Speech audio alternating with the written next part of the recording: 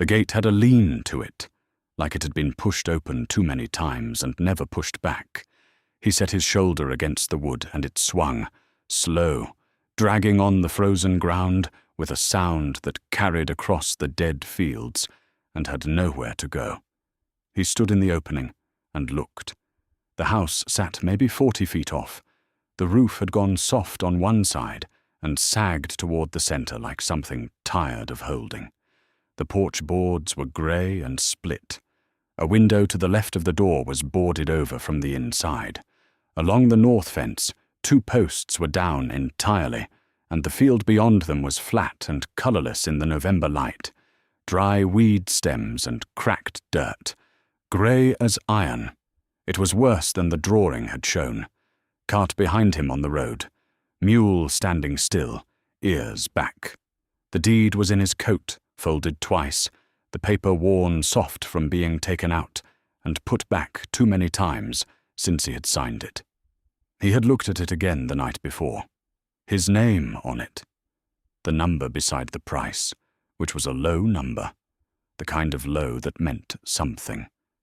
He had not asked what. He picked up his bag from the cart seat and crossed the yard. He was 20 feet from the door when it opened. Not a crack, all the way. The frame filled. 3 figures, tall the way that made the door frame look like something built for a different kind of world. The one in front was the broadest, shoulders wider than the passage by a hand on either side. 210 centimeters, near enough. Green-grey skin, jaw set hard, eyes the color of still water in deep shade. She looked at him the way a person looks at something they have been waiting to deal with and are not afraid of. The one behind her and to the left was leaner. Not small by any measure, but different in build. Taller without the same mass, arms loose at her sides. The third stood back in the dark of the room and had not moved at all. Still as a fence post. Still as a thing that has decided to wait and is very good at it. He stopped. He stood there with his bag in his hand and didn't move. Not because he was afraid. Not exactly. Because something had become clear to him that had not been clear before, standing at the registry desk with the pen in his hand and the clerk looking somewhere past his left ear. The farm had been cheap because this was why it was cheap. He did not reach for the deed. He did not reach for the knife at his belt. He stood. The one in front looked at him for a long time. The wind moved across the flat yard and lifted nothing. Behind him on the road, the mule shifted its weight and was still again. Then she spoke. "This land," she said, "is not abandoned." Her voice was low and level, not raised, not a threat, not an invitation. A fact delivered to someone who had arrived without being asked and needed to understand where he was. He looked at her. He looked at the 2 behind her. He looked at the house he had paid for with the last of what he had, which he had chosen because it was cheap and because no one else had wanted it, which he had come to because there was no other place that still meant anything to him. He said nothing. What happened in the days that followed did not go the way either of them had expected, and before it was done, other men would arrive with their own ideas about who that land belonged to.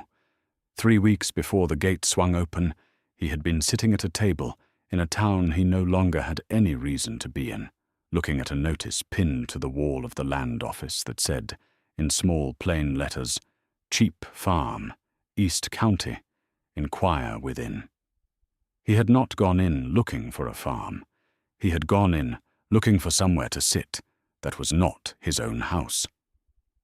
The town had a name, and a street he knew the shape of, and a house he had lived in for 11 years.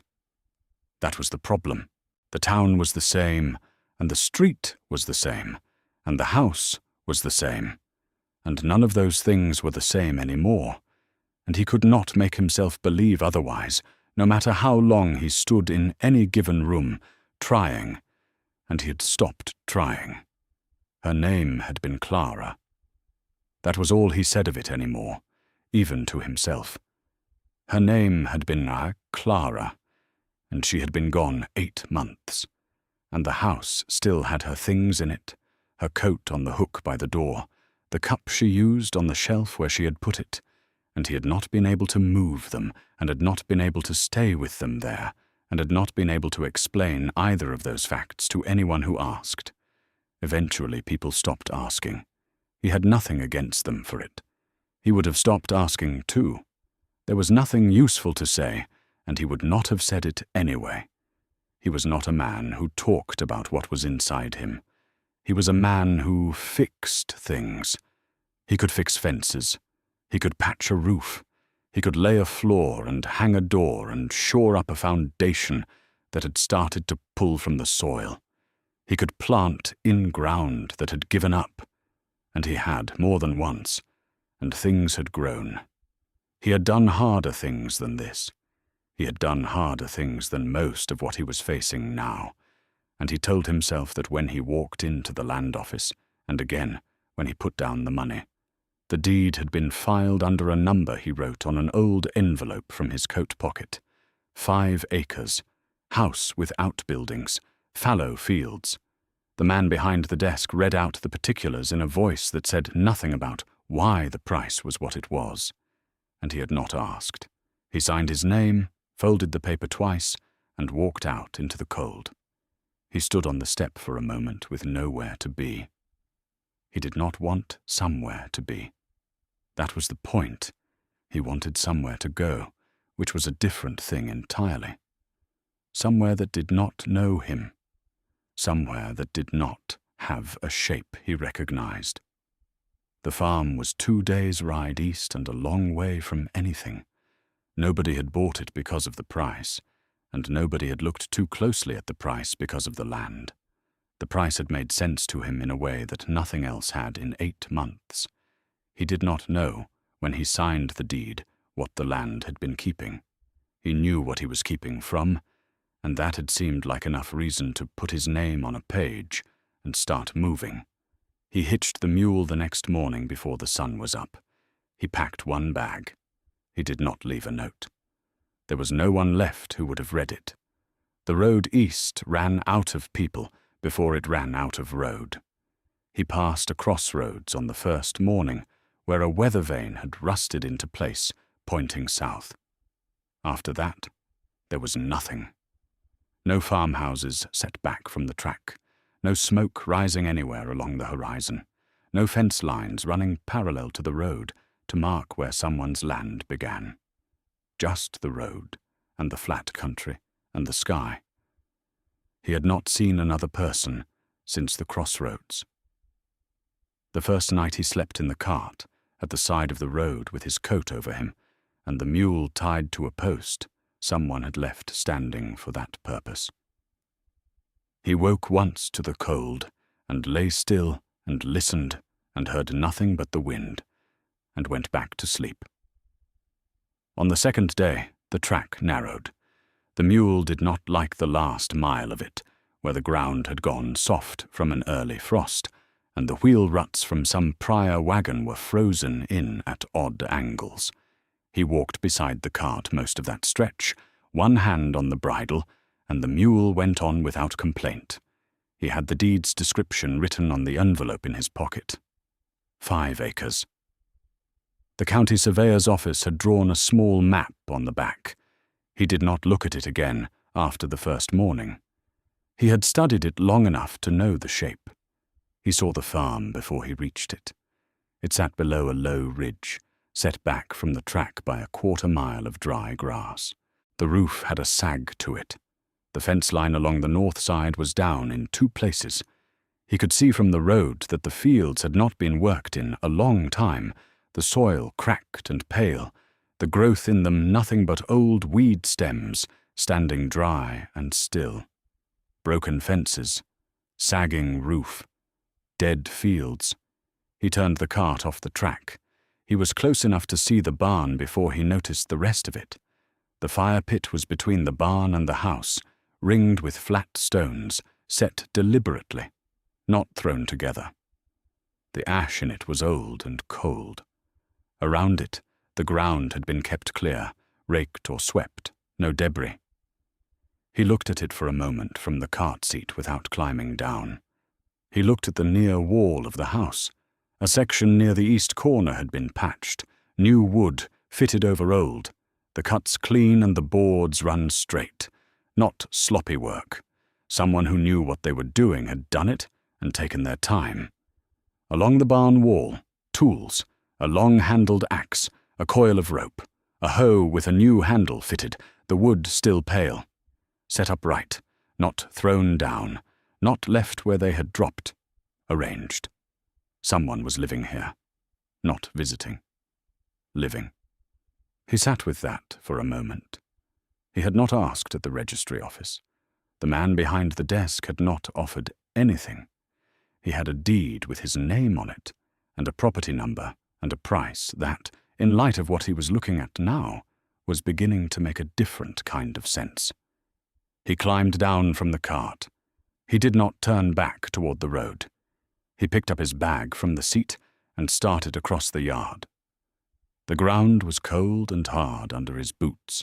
The farm was quiet, the way places are quiet when they are not empty. He reached the gate. He set his shoulder against it, and it swung, slow, dragging on the frozen ground. He was 20 feet from the door when it opened. The door opened all the way. There was no hesitation to it. One moment the yard was empty, and the house was a dark wall in front of him. And the next moment the frame was full. 3 of them.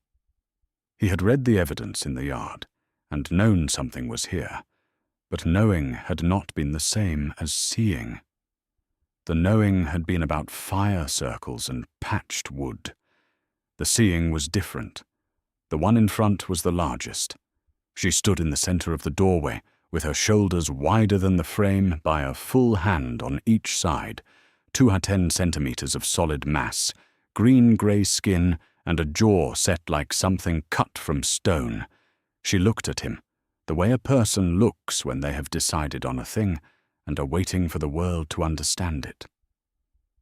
To her left and a half step behind stood the second. Taller by a finger's width, but narrower, built long rather than broad, with skin a shade darker and eyes that moved across him slowly and took their time. She had the look of someone cataloguing what she saw and keeping it. She had said nothing. She did not look like someone who was about to. The third stood at the back of the room in the dark. Older than the other 2, heavier in a different way, the kind of weight that settles rather than strains. He had not moved. He was watching from the shadow with the patience of a person who has seen this kind of moment before and is not concerned about how it ends. He stood at 20 feet and didn't move. The leading one stepped through the doorway. 1 step. She stopped there. "This land is not abandoned," she said. "We have kept it. 2 winters and more. We are not leaving." Her voice was flat and even, not loud. It was the voice of someone stating a fact they had already decided they would not be talked out of. He reached into his coat and took out the deed. He held it up. He did not step forward or say what it was. He just held it where she could see his name on it, and the seal beside it. She looked at it. She did not reach for it. She did not look away from it in contempt or dismissal. She simply looked at it the way a person looks at something that is true in its own world and not in theirs, and said nothing. He stood there with the deed in the air between them for a long moment.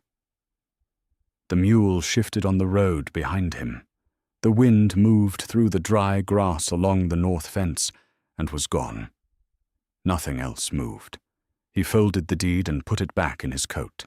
He set his bag down on the ground beside him. He did not reach for the knife at his belt. He did not close the distance between them. He looked at her, and at the 2 behind her, and at the house that was his on paper. And then he said the only thing he could think of that was true. I have nowhere else to go." She looked at him for a long time. The one in the shadow had not moved. The one to the left had not moved. The yard was very still. The sky above the ridge was the pale white of late November, and the cold was settling in, and nobody said anything for a long time. He did not leave. She did not tell him to.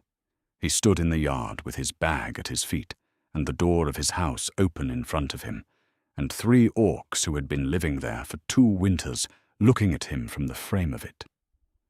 That was where things stood when the sun went down. He slept in the cart. He had known he would, going in. He pulled his coat over him and lay across the seat with his boots still on, and watched the window of the house where a lamp burned low behind glass. The door stayed closed. He lay there listening to the mule breathe and watching the light from the window and waiting for something to happen. Nothing did. The cold off the ground came up through the cartboards. He could see the shape of one of them move past the window once, a shadow against the lamp, and then it was still again. The lamp burned for a long time, and then it went out, and after a while he slept. He woke before the sun was up to a cold that had teeth.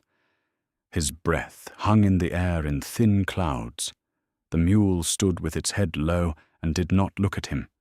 He sat up, and his back made its position on the matter clear. There was a bucket on the porch step. He looked at it for a moment. It had not been there the night before. He climbed down from the cart and crossed the yard. The bucket was filled with water, not ice. Beside it, a folded piece of cloth, clean and dry. He did not look toward the house. He picked up the bucket and the cloth and walked to the north fence and set to work. The fence posts along the north side were the worst of it, 2 down entirely and a 3rd pulling loose from the ground. He worked through the morning with what he had in his bag and what was already in the barn. The orcs moved around the property as the day went on.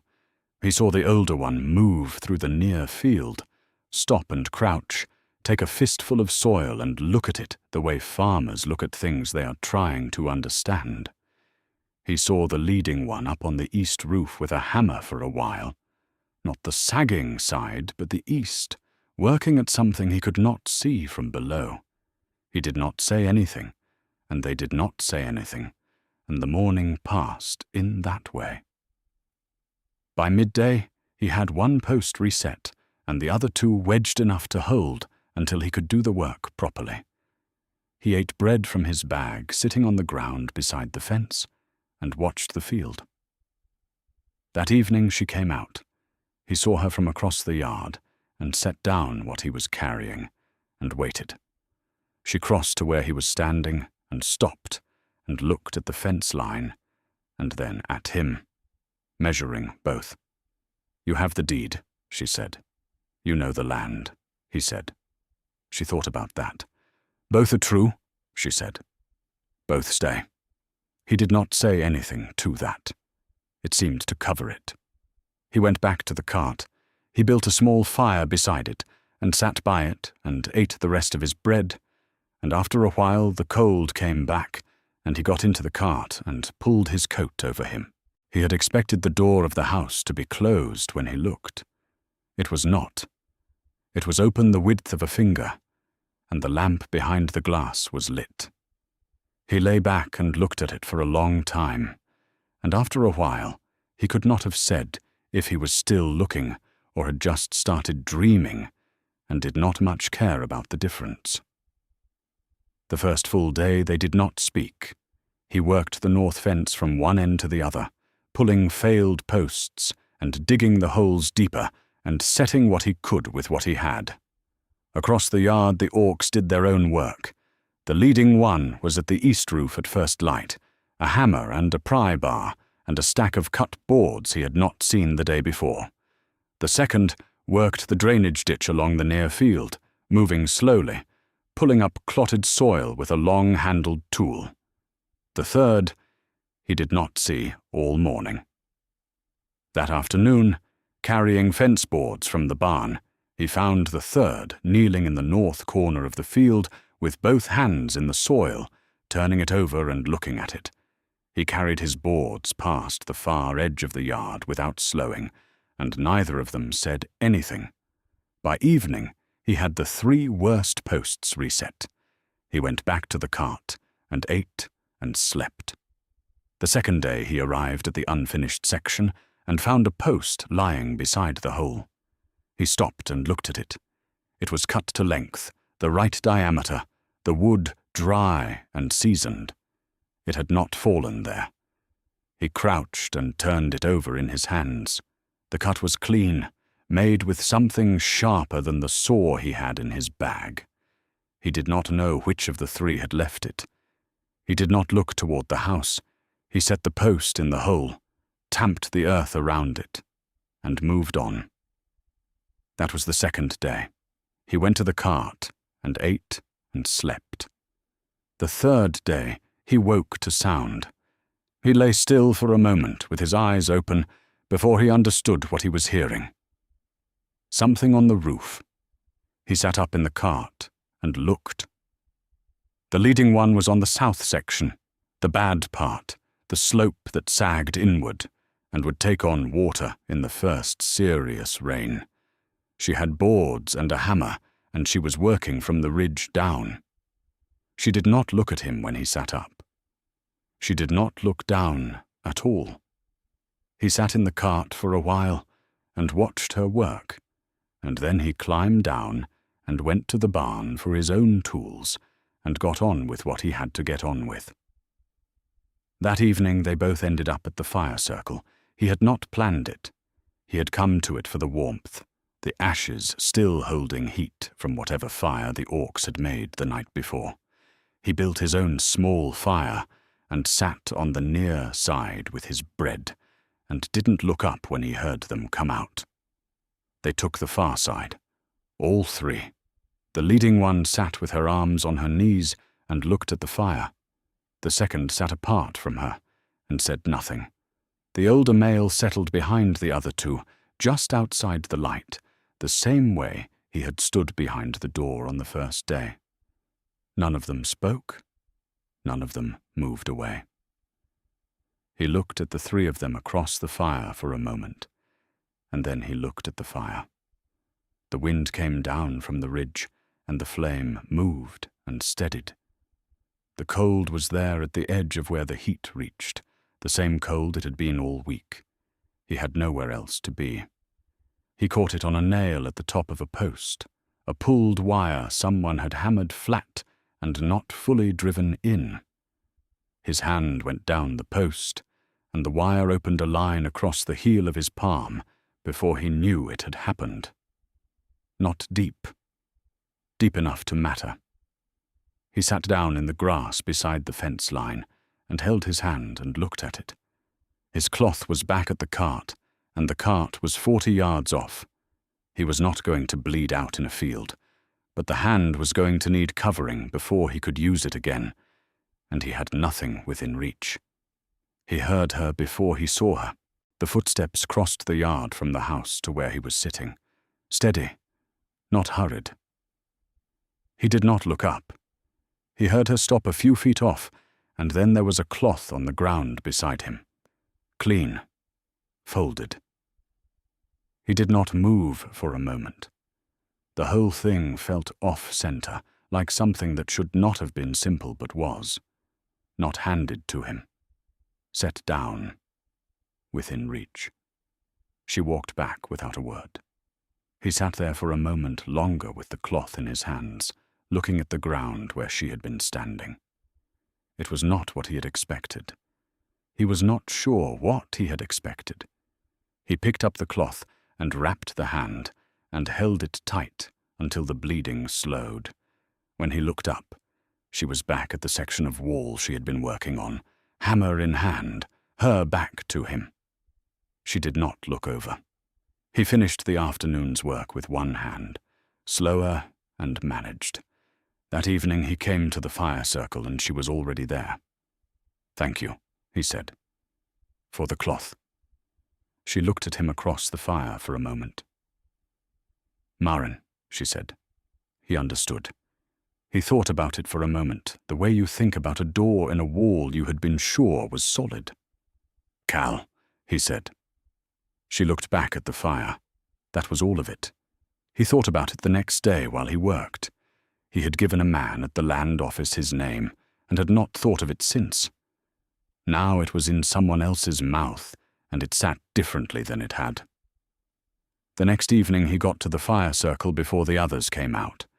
She came and sat on the far side, and for a while neither of them said anything, and then he asked, "How long before I came?" 2 winters and more. She had said it before, the same count, the same voice. "And before this place?" The fire shifted. She looked at it. "We were not welcome elsewhere," she said. "Before this, 3 places. Each one the same. Move on. Or worse. This farm was the first place no one came to take. We stayed. 2 winters. We thought that was enough." He sat with that. 3 places before this one. She had said it flat, the way you state the cost of things. He thought about the deed in his coat, the paper with his name and the number. He thought about what the number had meant to him in the land office, something low enough to be possible, and nothing more, and what that same number, that same sheet of paper, meant to someone who could not walk up to a desk and set it down at all. He had thought the low price was about the land. He had not been entirely wrong. He said nothing. He did not look away. That was something. The rain came in hard before dawn and was still going at first light. He lay in the cart, listening to it hit the boards over him, and pulled his coat tighter. The tarp kept the worst off, but the planks were soaking, and the cold had come with the rain. And he knew by mid-morning he was not going to be all right out there. He crossed the yard to the porch. He had not been inside before. He stopped at the door and looked at it, and then it opened, and Maren was there. She looked at him for a moment, and then she stepped back and he came in. The farmhouse was 1 room and a loft. There was a stone hearth against the far wall with a fire in it, low and steady. Along the walls, shelves with things placed on them, a table, tools set properly aside, a stack of cut wood, dry beside the hearth. The Orcs had been living here, and it showed, not in mess, but in the other direction. Things in their place, things kept. He stood in the doorway and looked at all of it and said nothing. The second female sat at the table and did not look up when he came in. The older male was by the hearth with a mug of something. Maren went back to what she had been doing, which appeared to be nothing in particular. He came in and sat on the bench by the door, and that was that. None of them said anything about it. They were 4 people under a roof in the rain. That was all it was. He sat there for a while and let the fire warm him. He had not been warm like that since the first morning in the cart. He looked at the hearth and thought about nothing, and then he thought about Clara. Not for any reason he could name. The fire, maybe. She had liked fires. "My wife died," he said. "Not to anyone, to the room. 8 months ago, that's why I left." He did not look up. Nobody said anything for a moment. Then Maren spoke. "My clan cast us out," she said. She said it the way he had said his. Not to anyone, to the space between them. The 3 of us. Years ago now. We were told we were not welcome. We walked. She stopped there. He did not ask why. She did not say. The fire was the only sound for a long time. The rain outside, the wood settling. He sat with it, all of it, his 8 months and her years of walking, and the room they were all in now at the end of that. He reached into his coat and took out the small cloth pouch he had carried since the day he left. He set it on the floor between them, open end up, a handful of seeds inside. He looked at the pouch for a moment after he set it down, then looked at the fire. She had kept them on the shelf above the kitchen window. She was going to plant them when the weather turned. She did not get to. He did not explain what they were. He did not say whose they had been. The older male looked at them. Nobody touched them. The seed sat between them on the floor for a long time while the rain came down. After a while, he reached into his coat again and took out the deed. He unfolded it and held it toward the fire so they could see his name on it and the number beside it. "It has my name on it," he said, "but you were here first." He folded it and put it away. They did not ask what it meant. He did not say. The morning was clear after 3 days of rain. The rider came before noon, a man in a grey coat with a county seal on the lapel, riding a bay horse that covered the road with the clean, indifferent stride of an animal that had made this kind of trip before. He tied the horse at the post near the road and crossed the yard at an even pace, not hurrying and not looking around more than he needed to. Cal was at the north fence when he came. He set down his tools and waited. The man introduced himself by a title Cal did not catch, and a county name he would not hold. He said it without any particular feeling. He had the bearing of someone who had made this kind of ride before, and expected to make it again. He had a flat brown envelope in his hand. "I have a complaint filed regarding this property," the man said. "Formal notice of contested occupation. There are parties asserting that non-human persons are occupying this land without legal title." He held out the envelope. Cal took it. He looked at it for a moment without opening it. The Orcs had stopped working. He could see Maren at the far fence line, not moving. The second female beside her. The older male at the barn door. Still. They were all three motionless in the way of people who had seen this kind of thing before. The land officer waited. Cal looked up from the envelope. "The farm is mine," he said. "The deed is registered. The Orcs are staying." The man looked at him. He had the look of someone who had delivered this kind of notice before and received this kind of answer before, and was not there to argue either of them. "I'm not here to argue the matter," he said. "Only to deliver the notice." "Understood," Cal said. The man untied his horse and rode back down the track without looking at the farm again. Cal stood in the yard with the envelope in his hand. He did not open it. He put it in his coat. He stood there for a while. The Orcs had not gone back to their work. He did not look over at them, and they did not come to him. Nobody said anything. That evening he came to the fire circle, and all 3 Orcs were already there. The fire was banked low, coals more than flame, the kind of fire you keep rather than build. He sat down and looked at it, and then he told them. "Someone filed a complaint," he said. "County notice. Says your presence here is being formally contested." He did not soften it. He said it the way the officer had said it to him, flat, which was the only way it was going to make sense. Maren looked at the fire. "We have seen this before," she said. She got up. The second female got up. They went to the house. The older male sat for a moment longer, and then he got up too. Cal sat there and listened to them moving inside. He knew that sound. He had heard it in other people's houses, the sound things make when they are being folded and put away rather than set down for the night, and he had made it himself, 8 months ago, in a house he could neither stay in nor bring himself to leave. Things being folded, things being lifted. He sat with it. He looked at the fire and thought about 2 winters and 8 months, and how much ground that covered, and how little it covered, at the same time. "I didn't say leave," he said. Not loud. To the yard. The movement inside the house stopped. He sat by the fire for a long time. No one came back out that night. But when he walked back to the cart, the door of the house was not closed all the way. They came 4 days after the officer, 5 of them.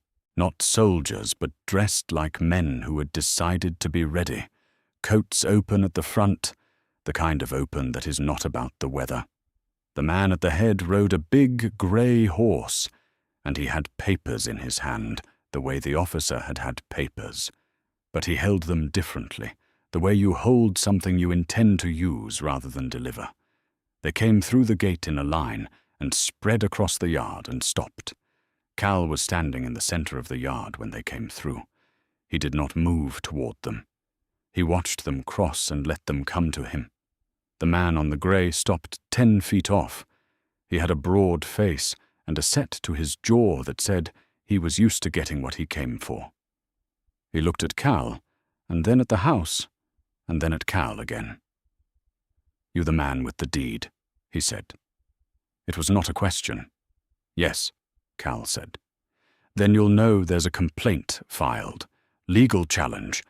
Says your deed can't stand while those animals are on it." He held the papers out, not to hand them over but to show them. "I'm here to see them gone." Cal looked at him. He looked at the 4 men behind him. He looked at the papers. He did not say anything. He turned and faced the door of the house. It opened. For a moment there was nothing. Then Maren came through. She filled the doorframe the same way she had filled it the first morning, 210 centimeters, shoulders wider than the passage, and she walked until she was standing 1 pace to his left and stopped. No words. She looked at the man on the grey and did not look away. The second female came out. She moved to his right and stood, taller than Maren, different in build, and she looked at the 5 riders with the particular patience of someone who has been in this kind of moment before and has not left it yet. The older male came last. He stepped out and took his place, a half step behind Cal's right shoulder, heavy and still in the way of something that has decided it is not going anywhere. The yard was very quiet. The man on the grey looked at them. He was close enough now to see what close looked like. The scale of them, not impression, but fact, the physical mass of 3 orcs who had been working this land and living in this cold for 2 winters and were no longer interested in moving. He looked at Cal standing in the middle of it, and Cal had the look of a man who had nothing left to lose in a way that had stopped being a weakness. The man did a count. You could see it. Not a count of numbers, a count of something else. One of his men shifted his horse. Nobody on the other side moved. The count ran. The man's jaw tightened. Something went through his face. Not fear exactly. Not the kind of fear you name and carry away with you. Something quieter. He had come here with 5 men because he had thought that would be enough. And now he was doing arithmetic on a sum that was not adding up the way he had planned. The recognition that the ground under this was not what he had calculated when he loaded those papers and rode out. He pulled his reins. He sat there for a moment. Nobody moved. "This isn't over," he said. He turned his horse. The 4 men turned with him. They went out through the gate and back down the track the way they had come, and Cal watched them until the track was empty and the sound of hooves was gone, and there was only the wind moving across the field. He stood in the yard. The 3 orcs stood beside him. Nobody said anything. Nobody needed to. That night they ate at the table.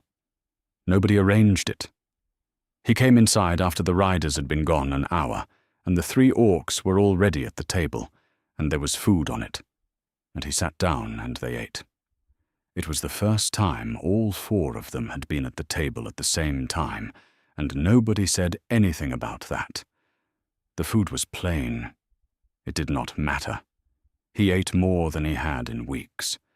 He did not think about why. The table was warm and the food was there, and outside it was dark and cold, and the riders were gone, and that was more than enough. Nobody stayed up late. He slept in the house that night for the first time. Not by plan. He simply did not go back to the cart. And in the morning, The mule was still where he had left it, and nothing had gone wrong. He had woken once in the dark, and could not remember for a moment where he was, and then he could, and he went back to sleep.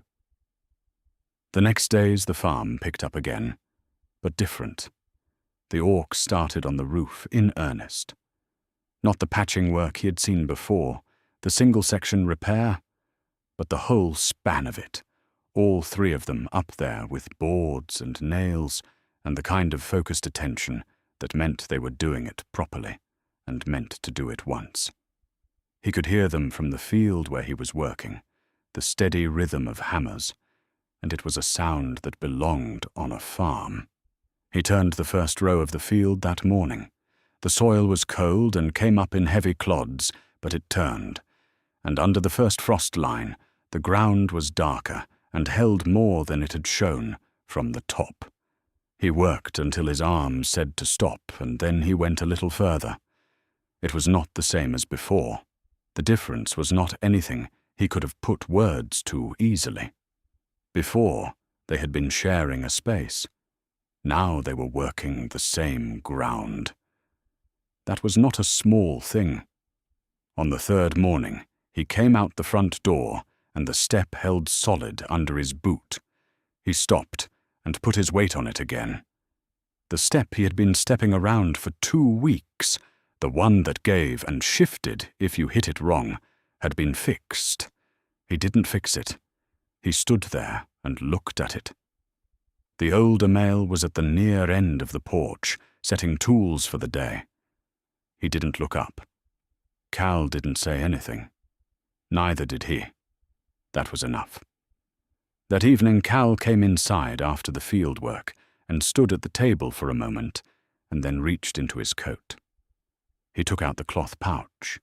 He had carried it since the day he left, inside the coat against the inner pocket, and he had not set it down anywhere that counted until the night he set it on the floor of this room. He held it for a moment, and then he set it on the window-sill above the kitchen table. Open end up. Visible. She had kept her seeds on the shelf above the kitchen window. He had not thought about that when he put it there. He had just put it there because it was where it went. He did not explain it. Nobody asked.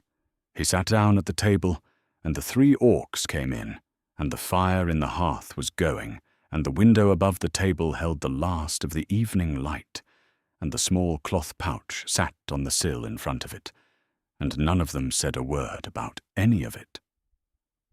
6 weeks after the riders left, the farm looked like somewhere someone lived.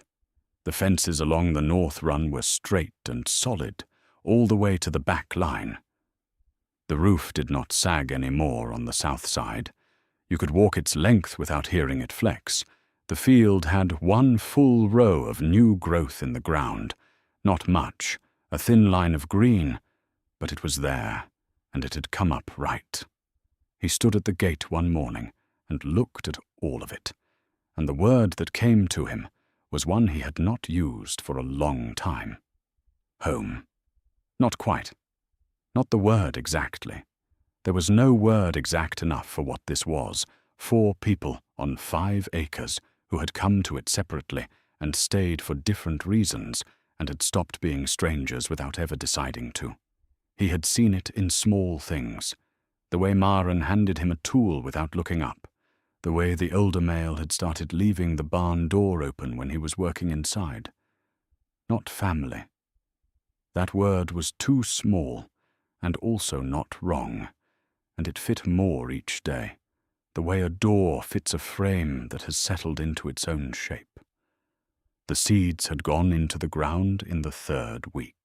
He had taken the pouch from the windowsill one morning and carried it to the field and planted the row himself, each seed spaced the way she had taught him years before, in a garden he had not thought about in a long time. While he was doing it, he didn't think about her. He thought about the soil and the spacing and what the row would need for water. He thought about her after, sitting on the ground beside it. But that was different from the thinking that had kept him in a house he could not leave and could not stay in. The seeds were in the ground now. That was different from carrying them. Somewhere in that same week, the part of him that had been braced went quiet. He noticed it, the way you notice the end of a sound you had stopped hearing in the gap it left. Not relief. Not the absence of grief. Something quieter. More like ground settling. The weight of a thing finding its level and stopping. He was at the north fence one afternoon when he saw the rider on the road. Far off, maybe a quarter mile, moving along the track at a walk, not turning toward the farm. Nobody he knew. He watched for a moment. At the far end of the porch, Maren had gone still in the way she went still when she was watching something. The second female had set down her tools. The older male had come to the edge of the barn. None of them said anything. The rider moved on down the road and was gone, and after a while they all went back to what they had been doing. He had come to this place because there was nowhere else. That had changed. The farm had been cheap because nobody wanted it. Now it was something people knew about. But the world beyond the fence had not finished moving. Did you enjoy the story? Subscribe to the channel to watch more stories like this one. Leave a like. It helps the channel a lot. And drop a comment down below. I always read them and use your feedback to make our content better. Thanks so much.